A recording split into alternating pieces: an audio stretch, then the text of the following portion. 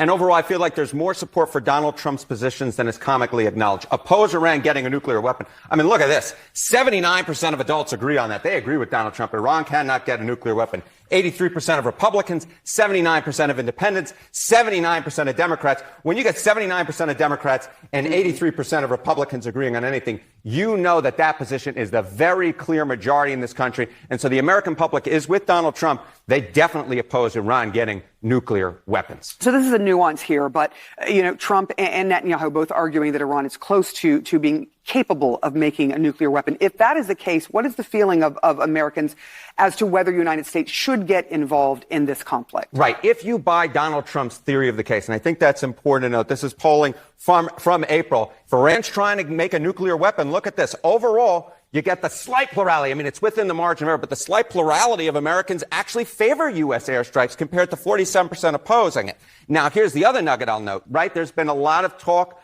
online and on social media and in podcasts of a divide within the Republican ranks. But here on this question, if Iran's trying to make a nuclear weapon, look at that. 69% of Republicans, the clear vast majority of Republicans, favor U.S. airstrikes on Iran, on their nuclear facilities. But there is this substantial minority, 27%, who oppose such an idea. So it's not surprising you're hearing those other voices besides Donald Trump out there. There are plenty of them in the Republican ranks who oppose the U.S. striking Iran if they're trying to make a nuclear weapon. But the clear majority of Republicans are with Donald Trump if, in fact, Iran is trying to make nuclear weapons. They do, in fact, potentially favor U.S. airstrikes.